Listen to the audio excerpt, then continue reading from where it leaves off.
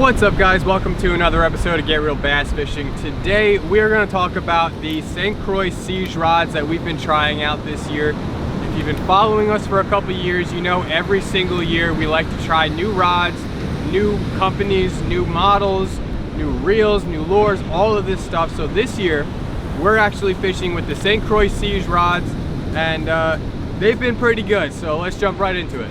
So the first one I want to talk about is this one-piece 7-foot medium moderate fast action.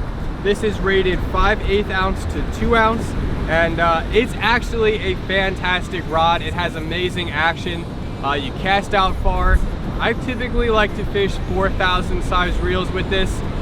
This is a Nasky, a Shimano Nasky 4000. It has 20-pound braid on it.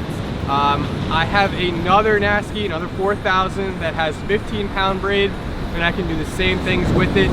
But I typically like to fish 20-pound braid on this rod specifically because this can go up to 2 ounces.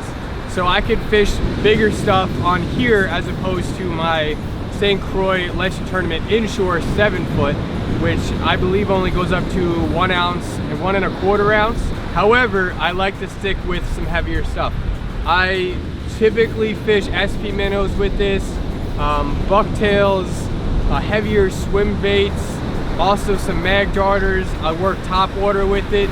This is a fantastic rod for that, and I've caught a lot of fish on it in the last couple months, so I highly suggest it.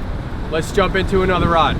So this one here is a 10-foot medium moderate fast action, 1 to 4 ounce, and this beast can do a lot of things.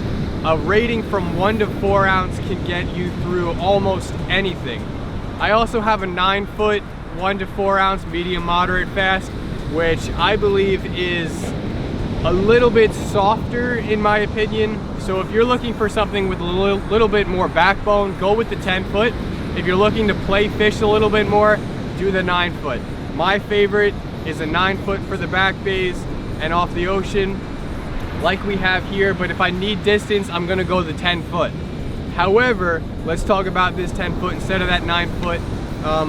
This one I'm throwing almost everything with.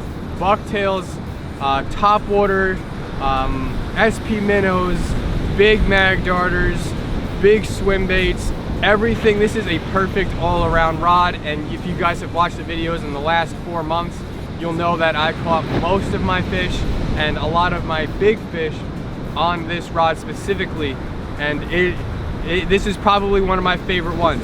When you pick it up in the store, you're gonna hold it, you're gonna say, oh wow, that's a little bit thicker than I thought, but once you feel that rod, it is super light. Same thing with the 7-foot and the next rod I'm gonna talk about, and as well as the 9-foot. They are super light rods, super durable rods, strong rods, and I don't know how St. Croix did it, but they are fantastic. They balance really well with the 150 on here. This is a VSX 150, and it has 30-pound braid, and you can do almost anything with 30-pound braid. I typically like to shoot up to 40 or 50 if I'm fishing more around rocks and stuff like that, and fishing heavy water, I need to just force some fish in. But if you want maximum distance, go 30-pound braid and then just beef up your leader. This is a fantastic rod, highly suggest it. It's got a nice butt to it, nice reel seat, and it's not too big, it's not too small. For a 10-foot, it works perfect. If you're looking to beef up the setup, this is a 10-foot 6 medium heavy power moderate fast action, 2 to 6 ounce. This rod is a beast, absolute unit of a rod. Like I said, it's super light. You see a 10-6, you see the thickness of it. It is super light, and you're gonna pick it up, you're gonna be like, no way is it this light. It's crazy. But you can do, like I said, almost anything with this rod too. I typically like fishing the 10-6 when I'm at Montauk. I have 40-pound or 30-pound braid on this reel. It really depends on where I'm fishing, but I usually always fish 30-pound braid. If I'm fishing off of jetties, fishing inlets on the bars, or strong water, moving current, something where I need to horse fish and have that big extra rod for the extra distance and stuff like that, I'm fishing the 10-6, and this rod has caught me a lot of fish. I really like it. I highly suggest it as well. It really just depends on what you're fishing. If you're fishing the open beach, a 10-6 is fine. You can get that distance. If you're fishing inlets and heavy water most of the time, 10-6 is perfect. So if you needed an all-around rod and you just wanted to buy one single rod for everything you could possibly fish, you could get the 10-6. This is rated 2 to 6 ounce, like I said. It's a heavy rod as far as action. You can get a lot done with it. If you're not someone who fishes a lot of heavy water, then a 9-foot or a 10-foot Seage is perfect. You can fish the 9-foot on the open beach perfectly fine. You can fish the 10-foot off the beach perfectly fine. If you're fishing more back bays, then I would go more towards the 9-foot. But if you want that extra distance and a little bit more heavy action, go the 10-foot. I like them both. If I want to have more fun, I fish the 9. If I need more distance and action, I go with the 10-foot.